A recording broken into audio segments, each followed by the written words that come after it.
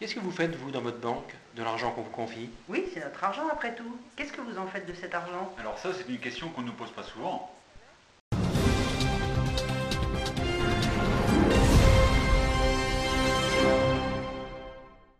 Mesdames et messieurs, bonjour. Nous interrompons notre programme car nous venons d'apprendre qu'une prise d'otage se déroule actuellement à l'école Notre-Dame-du-Roncier à Josselin, dans le Morbihan. Sans plus attendre, nous rejoignons immédiatement notre correspondante Clémence Chazal, dépêchée sur place.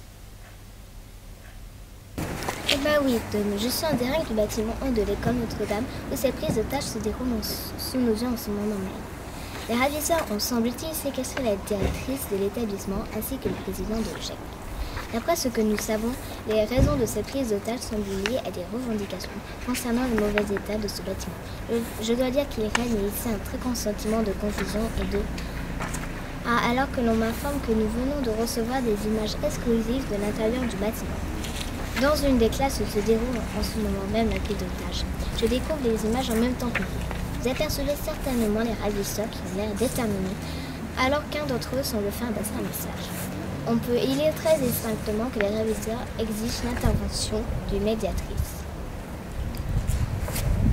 Nous avons le plaisir de recevoir sur le plateau M. Simon Chevalet, qui connaît parfaitement ce dossier. Alors, M. Chevalet, pouvez-vous nous expliquer l'origine de ce problème? Bonsoir. Il y a plusieurs mois déjà, notre cabinet d'expertise a été sollicité par l'association des parents d'élèves.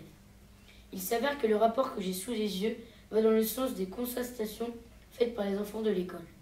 Le bâtiment en question doit impérativement être réhabilité car il ne répond plus aux normes d'accueil du public. Toiture, isolation, ouverture, chauffage, électricité doivent être refaits à neuf afin de pouvoir accueillir les enfants en toute sécurité.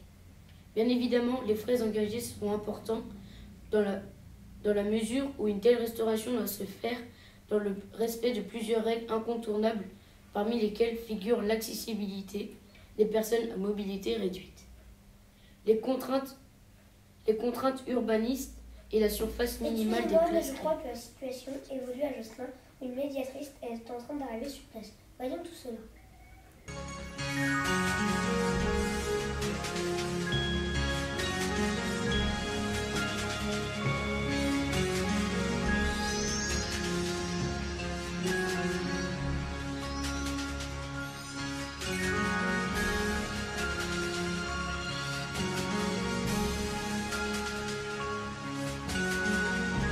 En attendant les avancées de la médiatrice, nous avons pu interviewer des personnes qui connaissent très bien le bâtiment.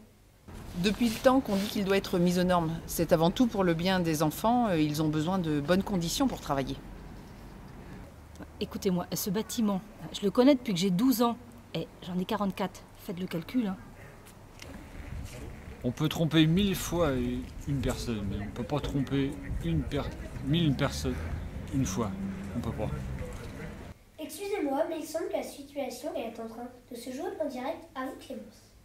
Eh ben oui, Tom, je vous annonce à l'instant même le déroulement heureux de cette prise d'otage puisque tous les protagonistes sont en train de sortir du bâtiment dans une ambiance plutôt joyeuse. Je dois le dire, je perçois d'ailleurs le président de l'EGEC.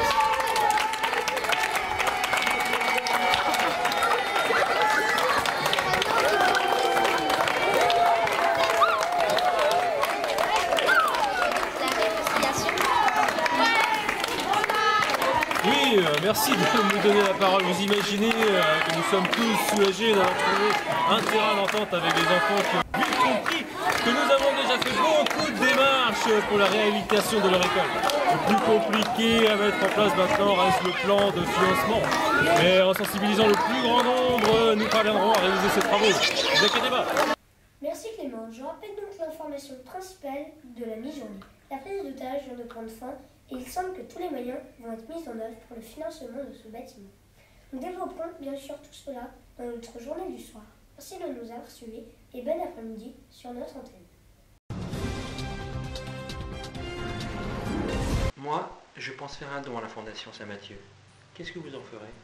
Je suis une ancienne élève. Ça m'intéresse cette souscription. Pour faire un don, il existe plusieurs solutions. Ah oui? Lesquelles? C'est simple. On a déjà donné. On a envoyé notre chèque à la fondation qui nous a fait parvenir un reçu fiscal. L'argent que vous nous confierez servira intégralement aux travaux de l'école. Là, faut pas hésiter.